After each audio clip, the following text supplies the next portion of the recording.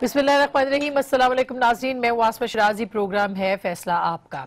बहरान दर बहरान है और हुकूमत उन बहरानों में फंसती चली जा रही है। अभी पनामा गेट वाला मामला या पनामा लीक्स वाला मामला हल नहीं हो रहा, जिसके ऊपर एक JIT बन चुकी है। उसका तश्कील अलबत्ता उसका ऐलान होना भी बाकी है। दूसरी तरफ ये न्यूज़ गेट या डॉन लीक्स जो है, इसका मामला बहुत ज़्यादा आपके सामने आ चुका है। और अब सिर्फ बात यहाँ तक नहीं है कि हुकूमत ने एक पैरा जो कि 18वां पैरा था उस रिपोर्ट का, उसको मुरतब करके सिफारिशात दी और उस सिफारिशात में तारिक फातमी साहब को, राव तहसीन साहब को जो कि एक अफसर हैं और फातमी साहब जो कि एडवाइजर हैं, उनको हटाने की सिफारिश की है। ये मामला यहाँ पे खत्म हो गया या इसको अभी तवालत मिलनी है, क्योंकि इसके फौरी बाद एक ट्वीट आया DG ISPR की जानिब से और उसमें उन्होंने कहा कि ये जो डॉन लीक्स के ऊपर रिपोर्ट है इसको हम पूरी तरह से मुस्तरद करते हैं। अब ये फौज का इदारा एक ऐसी रिपोर्ट को मुस्तरद कर रहा है एक ट्वीट के जरिए से, जो कि वजीर आजम पाकिस्तान ने शाया की है। इसके ऊपर बहुत सारे लोग जो है इसके ऊपर कर चुके हैं तबसरा, और जाहिर है कि ये बात काबिल एतराज जरूर है कि ट्वीट पॉलिसी होनी चाहिए कि नहीं होनी चाहिए, और मुल्क के वजीर आजम के खिलाफ अगर कोई ट्वीट आता है या उनके किसी एक काम को टोटली रिजेक्ट करके पब्लिक किया जाता है तो उसका मतलब क्या निकल सकता है। इस पे चौधरी एतजाज साहब का भी स्टेटमेंट आया। उन्होंने कहा कि ट्वीट पॉलिसी बिल्कुल नहीं होनी चाहिए और चौधरी निसार को चाहिए कि वो इसके ऊपर डट जाए। क्या ये मशवरा वो वाकई सही मशवरा जो दे रहे हैं, और क्या चौधरी निसार वाकई डट जाएंगे, जिन्होंने कि प्रेस कॉन्फ्रेंस भी की और ट्वीट के खिलाफ बात भी की। दूसरी तरफ अब जो JIT की तश्कील, जिसका अभी तक ऐलान नहीं हुआ, 7 दिन के अंदर होना था कोर्ट के ऑर्डर्स के जरिए, 60 दिन के बाद क्या होगा, तहकीकात पनामा गेट के ऊपर हो सकेंगी नहीं हो सकेंगी। वजीर आजम साफ लफ्जों में कह चुके हैं कि वो मुस्ताफी नहीं होंगे, इस्तीफा नहीं देंगे। तो ये क्राइसिस कितना बढ़ सकता है और JIT वो कौन से ऐसे सबूत ला सकती है जो कि इससे पहले इस अदालत में पेश नहीं किए जा सके। गो के पीपल्स पार्टी इसको मुस्तरद कर चुकी है। एतजाज साहब का भी स्टेटमेंट इस पे बहुत वाज़ेह है, लेकिन अगले 60 दिनों में क्या होने जा रहा है, क्या वजीर आजम रहेंगे नहीं रहेंगे, कबल वक्त इंतखाबात को ऑप्ट किया जाएगा नहीं किया जाएगा, कोई और वजीर आजम आ सकता है नहीं आ सकता, तहकीकात शफाफ होंगी या नहीं होंगी, बेशुमार सवालात हैं। और शख्सियत हमारे पास सिर्फ एक है जो कि बहुत मुनफरद शख्सियत है, कायदे हिज़्ब इख्तिलाफ सेनेट पाकिस्तान पीपल्स पार्टी के बहुत सीनियर रहनुमा जनाब चौधरी एतजाज एहसन साहब। उनसे हम गुफ्तगू करेंगे और गुफ्तगू का आगाज करते हैं। अस्सलाम वालेकुम चौधरी साहब। अस्सलाम वालेकुम सर, सवाल तो बहुत से हैं। सबसे पहले इस डॉन लीक्स या ट्वीट जो हुआ उसके ऊपर हम आपकी आरा जानना चाहते हैं। आपको लगता है कि ये मामला खत्म हो गया है उस रिपोर्ट की पब्लिकेशन के बाद या उसके पैरा 18 की पब्लिकेशन के बाद, या मामला अभी शुरू हुआ है? नहीं, मामला वैसे तो बुनियादी तौर पे ख़त्म हो जाना चाहिए। मेरी निगाह में ये वज़ीर आज़म की जानिब से ये हो ही नहीं सकता कि वो पैरा 18 की गलत ताबीर करें और पैरा 18 में रिपोर्ट में और लिखा हो और उनकी नोटिफिकेशन में कुछ और हो। सो मैं तो समझता हूँ कि ये तसव्वुर करना गलत है और मियाँ नवाज शरीफ ने ये दुरुस्त रकम की होगी अपनी नोटिफिकेशन और अपना हुक्म पैरा 18 के तहत।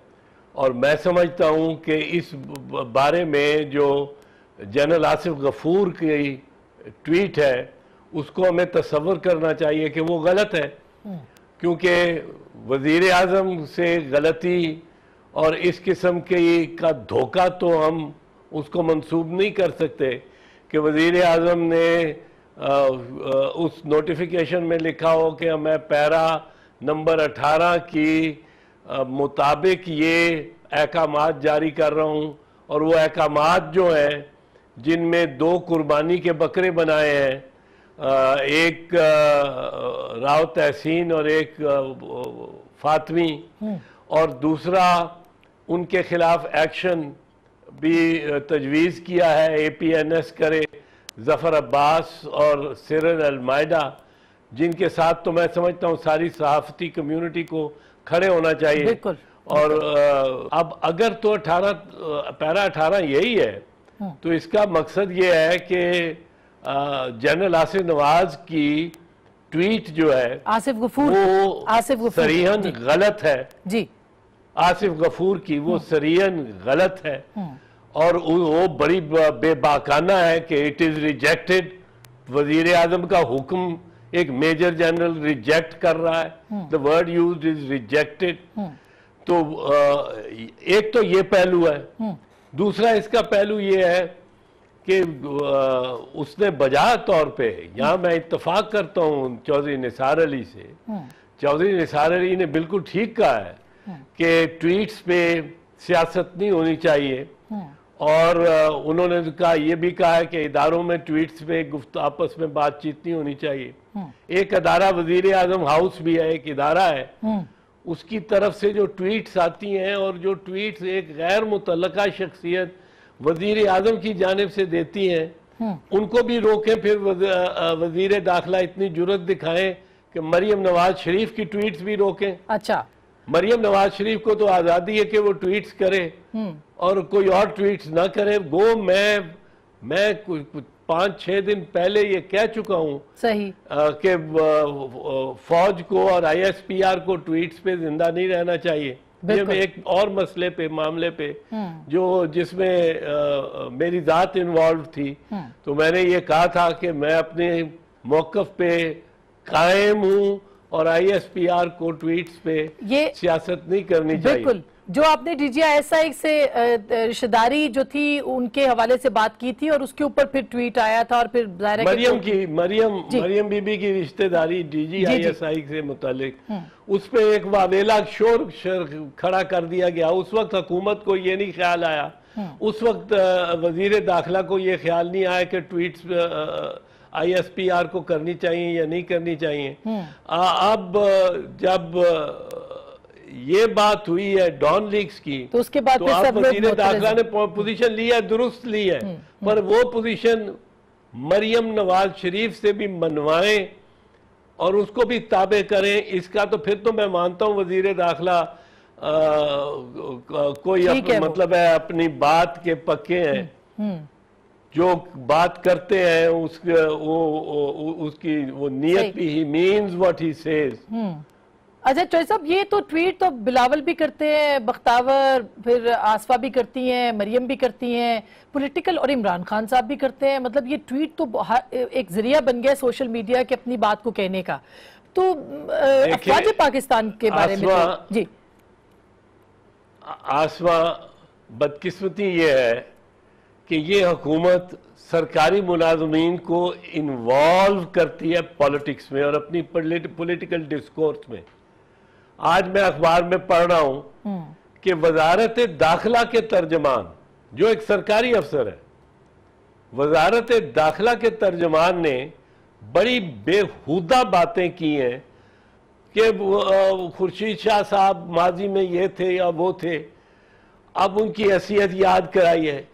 ये बयान देना था तो वजीर दाखिला खुद देता जी। और सिर्फ यही नहीं चौधरी साहब, उन्होंने जो एजेंसियों के सवाल पे भी कि अगर वो उसको महफूज नहीं बना सकती, तो जो उन्होंने जाना था भी टेक्सला आज जाना था और उनको रोका गया कि कोई थ्रेट है, तो उसके ऊपर तर्जुमान वजारत दाखिला ये कहते हैं कि एजेंसियों की कारकर्दगी पर भी सवाल उठता है। आई मीन आप मतलब आप कैसे देखते हैं, ये तो सिविल मिलिट्री तनाव बहुत बढ़ता नहीं जा रहा और इसके अंदर सिर्फ सरकारी अफसरान को निशाना बनाया जा रहा है? ये सिविल मिलिट्री तनाव तो बिल्कुल ठीक हो जाएगा। ये नवाज शरीफ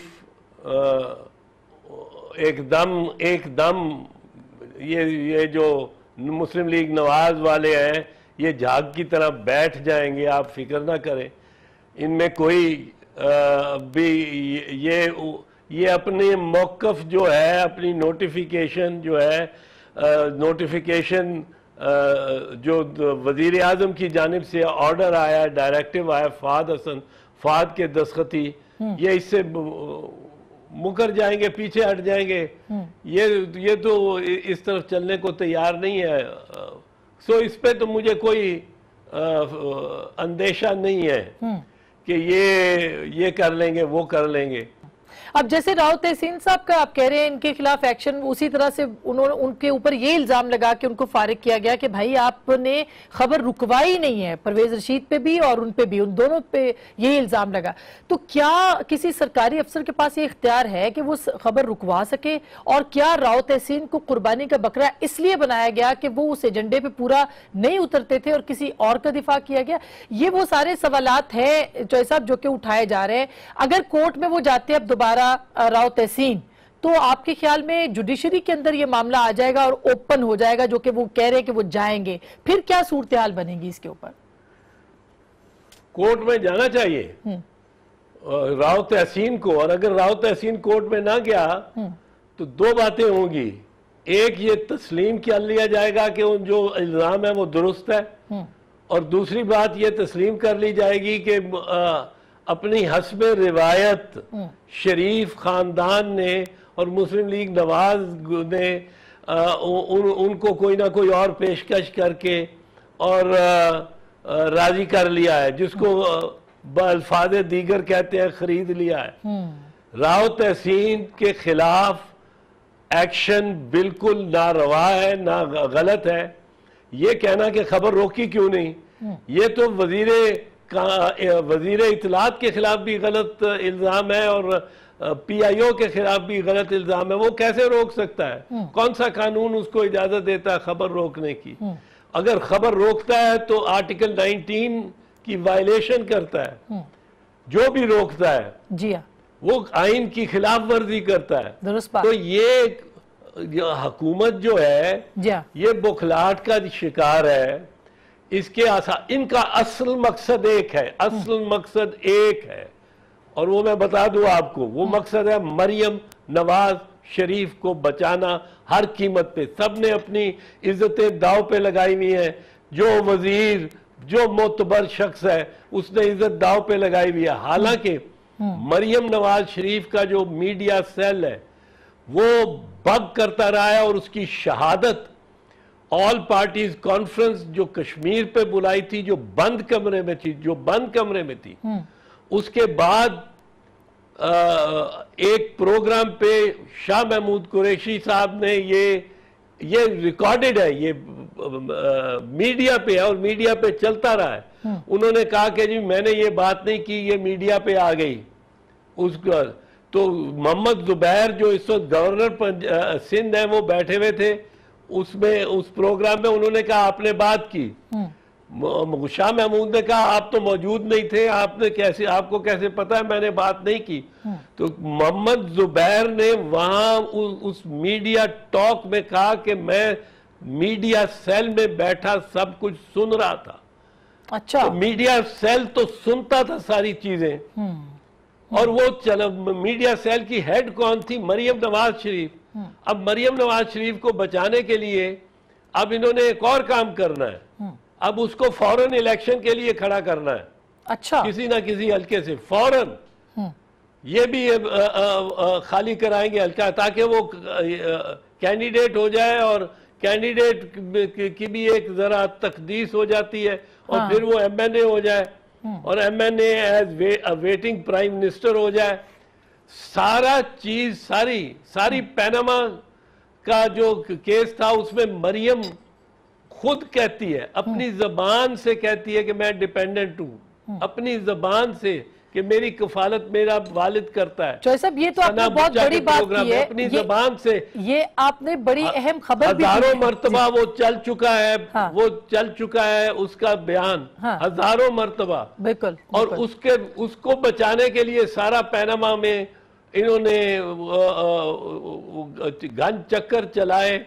अच्छा, अब डिपेंडेंट ना हो। चौधरी साहब अब ये जो आपने बात कर दी है ना, ये बहुत इंपॉर्टेंट है कि उनको इलेक्शन भी अभी लड़वाया जाएगा और उनको लाया जाएगा ताकि एज MNA उनके साथ तखसीस हो सके। और फिर पनामा की जो वर्डिक्ट है उसके अंदर भी मरियम नवाज साहिबा का नाम जो पहले डायरेक्ट था वो नहीं है। तो ये कितना लिंक बनता है? क्या वाकई मरियम साहिबा को प्राइम मिनिस्टर के बाद एक लीडर के तौर पे प्राइम मिनिस्टर पेश करना चाहते हैं, बनाना चाहते हैं?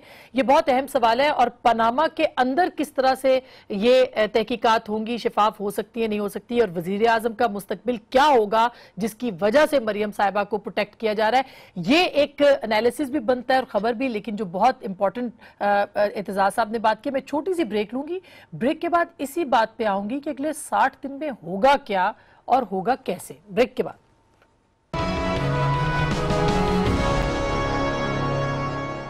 वेलकम बैक नाजरीन, एक दफा फिर आपको खुशामदीद कहते हैं। हमारे साथ आज खुसूसी मेहमान हैं और चौधरी एतजाज एहसन साहब जो कि कायदे बेख्तलाफ सेनेट और पाकिस्तान पीपल्स पार्टी के सीनियर रहनुमा हैं। चौधरी साहब, आपने एक ब्रेक से पहले बड़ी इंटरेस्टिंग बात की कि मरियम साहिबा को इलेक्शन लड़ाया जाएगा और ये उन कोशिश की जा रही है ताकि इस बात का मलबा उनके ऊपर ना गिर सके। तो ऐसी कोई सूरत हाल आपको नजर आ रही है कि वो इलेक्शन लड़ पाएंगी? क्योंकि खुद इस वक्त उनके खिलाफ, उनकी और प्राइम मिनिस्टर के खिलाफ इंक्वायरी हो रही है और पनामा वर्डिक्ट में उनका नाम नहीं आया, बाकी सबका है। पनामा वर्डिक्ट और ये जो don leaks, so called don leaks है, इसमें दर्द सर शरीफ खानदान को या कम अज कम मियां नवाज शरीफ को दर्द सर एक ही है कि किस तरह मरियम नवाज शरीफ को बाहर रखना है। वो हमजा नवाज शरीफ को के सर पे ताज नहीं रखना चाहते। फैमिली में हमजा उसमें कौमी असेंबली में मौजूद है, लेकिन वो या मरियम या अगर कुलसूम साहबा होती कौमी असेंबली में तो उनको वो बनाते हैं। वो सीरियसली ये कंसिडर कर रहे हैं कि इस्तीफा दिया जाए। अच्छा, वजीर आज़म कहते हैं कि नहीं देना, उतना संजीदगी के साथ वो सोच रहे हैं कि इस्तीफा दे दिया जाए और ये इंक्वायरी का ये जो मामला है ये इससे निपट जाएगा। इमरान खान की जो डिमांड है उसका जोर जो है वो टूट जाएगा। पीपल्स पार्टी भी उसमें शामिल हुई हुई है, तो ये टूट जाएगा। और लेकिन उनको मुतबादल इस दौरान के लिए नजर नहीं आ रहा, जो उनकी अपनी फैमिली में, पार्टी में तो है, पार्टी में तो लोग हैं, लेकिन वो उनके पास वो नहीं है, चॉइस नहीं है उनके अलावा कोई और, ख्वाहिश के मुताबिक जो हो। तो इसलिए ये सारा काम जो किया गया है, सारा डॉन लीक्स का इंक्वायरी बनाना, आमिर रजा खान को इंक्वायरी का हेड बनाना, आमिर रजा खान को ये मंसूब करना, ये बयान, ये मौकफ कि जब तक इत्तफाक की राय नहीं होगा, ये मुत्तफिका तौर पे राय नहीं होती, ओपिनियन नहीं होती, मैं दस्तखत नहीं करूंगा। ये कौन सा जज कह सकता है जो एक ऐसे बेंच पे या एक ऐसी कमेटी में बैठा हो जिसमें 6 और लोग भी हो? कौन सा जज कह सकता है? ये तो एक बड़ी लव पोजीशन है जो चौधरी निसार अली ने मंसूब की है जस्टिस आमिर रजा खान को, क्योंकि इसका मकसद क्या है। और जस्टिस आमिर रजा खान ने, मुझे इस बात पे बड़ी हैरत हुई कि उन्होंने तरदीद नहीं की, यानी ये पोजीशन अगर उनकी थी या तो पहले से थी, अगर थी नहीं थी तो जब गवर्नमेंट ने ताखीर की और बीच में से मरियम के नाम को निकालने की कोशिश करते रहे तो उससे ताखीर होती रही, 6-7 महीने ताखीर हुई।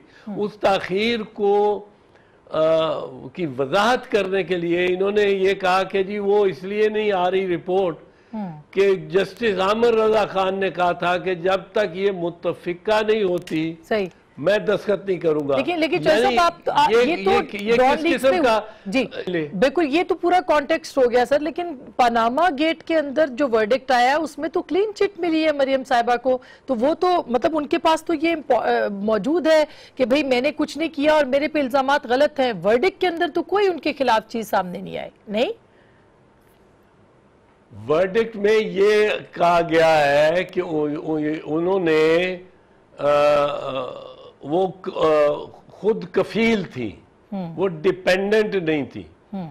डिपेंडेंट होने ना होने का वर्डिक्ट सुप्रीम कोर्ट ने दिया है कि वो डिपेंडेंट नहीं थी। वो किस मंतक के तहत दिया ये मुझे समझ नहीं आता, जब वो खुद कहती हैं वो अपनी जबान से कहती हैं कि मेरी कोई जायदाद नहीं है, न पाकिस्तान में है न पाकिस्तान से बाहर है, मैं अपने वालिद के साथ रहती हूँ। इसमें कोई शक नहीं कि सुप्रीम कोर्ट ने ये होल्ड कर दिया, जिससे शरीफ खानदान को और नवाज शरीफ खानदान को, जी हाँ, नवाज शरीफ खानदान को, क्योंकि इससे हमजा एक दूसरी तरफ है, पर नवाज शरीफ खानदान को यकीनन एक उनको रिलैक्स हुई होगी। अच्छा, उनको नरम, उनके साथ रिलैक्स हो गया कि ये मरियम नवाज शरीफ, अब मरियम नवाज शरीफ का जीजी ब्रिगेड जो है, गालम गलोच ब्रिगेड, वो मेरे इस इंटरव्यू के बाद, आपके साथ इस इंटरव्यू के बाद देखिएगा कि किस तरह तोपे रिएक्ट करेगा, चलती है और खुलती है। चौधरी साहब, ये तो आपने बड़ी मजेदार बात की कि वो, और पूरे कॉन्टेक्स्ट के साथ बात की और पूरे कॉन्फिडेंस के साथ बात की कि नाम है ही नहीं और उनको क्यों बचाया गया, ये एक बहुत बड़ा सवाल है। रिपोर्ट डॉन वाली जो लीक्स रिपोर्ट है वो भी बहुत सोच समझ के आई और उसके ऊपर उसका भी लिंक मरियम साहिबा के साथ बनता है। इसका मतलब है कि मुस्तकबिल में मरियम साहिबा, जो कि आपने कहा कि वजीर आजम की कैंडिडेट हो सकती है और प्राइम मिनिस्टर और उनका खानदान उनको बचाने के लिए इस वक्त पूरी तरह से तैयार है। लेकिन एक और इंपॉर्टेंट आपने बात की, जिस पे मैं ब्रेक के बाद बात करूंगी, कि वजीर आजम ने जिस तरह कहा है कि वो इस्तीफा नहीं दे सकते, वो उसी संजीदगी के साथ सोच रहे हैं कि वो इस्तीफा दे देंगे। क्या ऐसा मुमकिन है? ब्रेक के बाद इस पर बात करेंगे, हमारे साथ रहिएगा।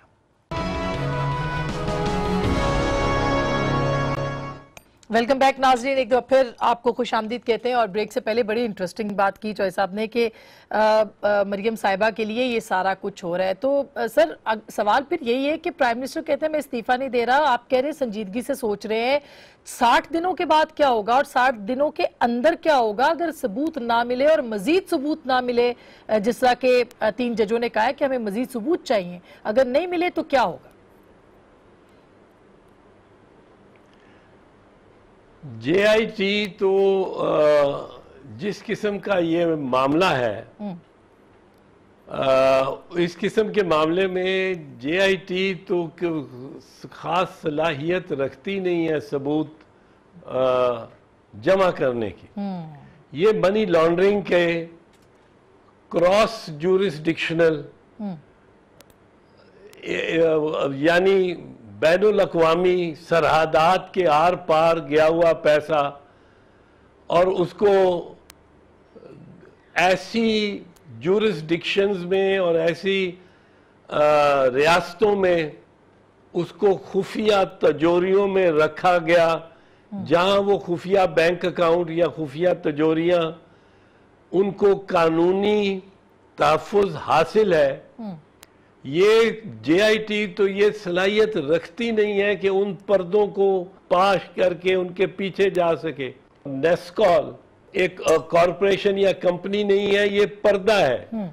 उसके पीछे नीलसन और नेस्कॉल को ओन करते हैं मिनर्वा एस्टेट्स, बिल्कुल, वो दूसरा पर्दा है। मिनर्वा के पीछे पाई जाती है मरियम नवाज शरीफ। उनका ये कहा गया है कि वो डिपेंडेंट नहीं है, यानी उनके नाम जो प्रॉपर्टी है वो नवाज शरीफ से मंसूब नहीं की जा सकती। लेकिन ये नहीं उनको क्लीन चिट मिल गई कि वो उनकी प्रॉपर्टीज नहीं है इन पनामा में। पनामा में उनकी प्रॉपर्टीज, उनका नाम आता है, उनकी वो नाम उनका है पनामा प्रॉपर्टीज, और पनामा केस में मरियम का है। सिर्फ ये कहा गया है कि वो डिपेंडेंट नहीं है, वो खुद कफील है। अब ये पर्दों के पीछे जाने की सलाहियत इस JIT में नहीं है।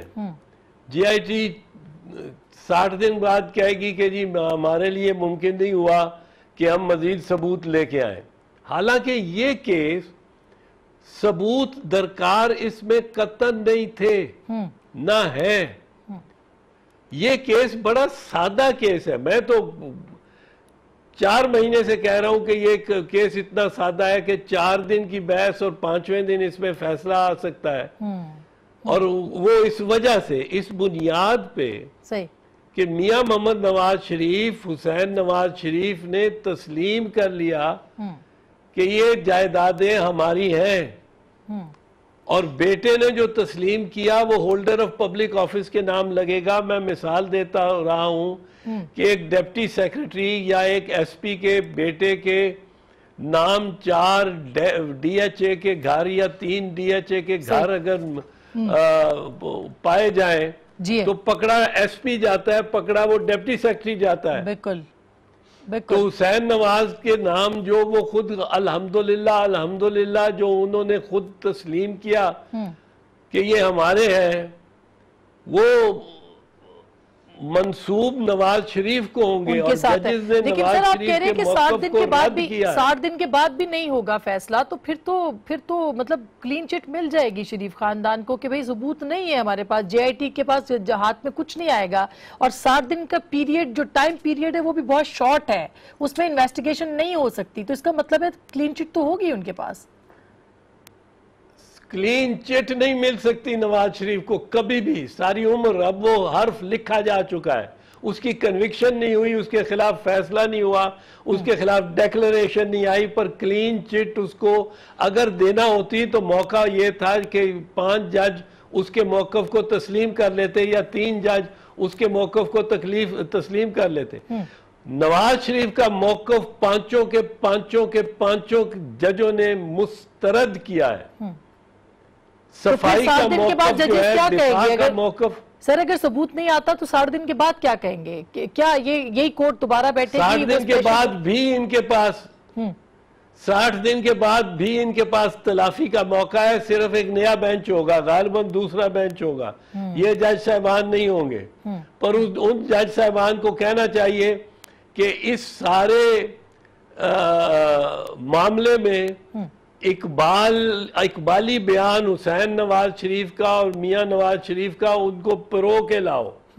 जब उनको बीच में परोएंगे तो वो जो फैब्रिक बनेगा निकलेगा उसमें इनके खिलाफ डेक्लेरेशन हो सकती है। जो उन्होंने कहा कि हम डिक्लेयर बाद में करेंगे, डेक्लेरेशन हो सकती है। ये भी डेक्लेरेशन हो सकती है कि इन्होंने गलत बयानी की है, झूठ बोला है। ये भी डेक्लेरेशन हो सकती है कि इनके पास जो असासे हैं वो इन्होंने डिक्लेयर नहीं किए। झूठ सुप्रीम कोर्ट में नहीं बोला और डिक्लेयर एफबीआर को नहीं किए, और वजीर आजम नाहल भी हो सकते हैं। वजीर आजम नाहल भी हो सकते हैं आपके। वो उसके बाद प्रोसेस है कि उसको स्पीकर के पास भेजा जाए और स्पीकर इलेक्शन कमीशन के पास भेजे। और अगर स्पीकर इलेक्शन कमीशन के पास नहीं भेजता, रोक लेता है पार्टी फेथफुल होने की वजह से, तो फिर यूसुफ रजा गिलानी के केस के मुताबिक डायरेक्टली आप अदालत में जा सकते हैं कि स्पीकर ने गलत रिपोर्ट दी है या स्पीकर ने रोक रखा है, तो इनको नाअहल करार दिया जाए। तो इस सारे प्रोसेस में काफी टाइम निकल जाएगा, फिर तो अगले इलेक्शन का टाइम आ जाएगा। तो अगर वो आपके ख्याल में वजीर आजम अगले इंतखाबात तक ले जाएंगे मामला, या अगर वो नाअहल होते हैं तो अपनी सीट से मरियम साहिबा को इलेक्ट करके प्राइम मिनिस्टर बना सकते हैं? आसमां पाकिस्तान में किसी बात की पेशीन गोई नहीं हो सकती, आसानी से पेशीन गोई नहीं की जा सकती। मासवाए it is you cannot predict safely in Pakistan anything except the past. माजी की आप पेशीन गोई कर सकते हैं, कितने दिनों में, कितने घंटों में किसी के पैरों के नीचे से कालीन खींचा जाता है, ये पता नहीं लगता। सही। ये एक आसिफ गफूर, मेजर जनरल आसिफ गफूर की एक ट्वीट से हिल गई है ये गवर्नमेंट। सही। तो ये इसका कोई पता नहीं कि इलेक्शन तक पहुंचते हैं नहीं पहुंचते। इनके खिलाफ फैसला, जो 5 जजों का फैसला है वो इनके खिलाफ है। इनके मौकफ को मुस्तरद किया गया है। कतरी खत को फाड़ के, जिस तरह मैं कहता रहा था पहले, रद्दी की टोकरी में फेंका गया। बिल्कुल, सिर्फ जो मंतकी, उसके साथ मंतकी अंजाम और कंक्लूजन और नतीजा निकालना चाहिए था, वो 3 जजों ने नहीं निकाला, 2 जजों ने निकाला है। अच्छा, और वो निकल भी सकता है मजीद, मतलब आगे जाके ये 3 जज भी वही बात कह सकते हैं जो 2 जजों ने कही है।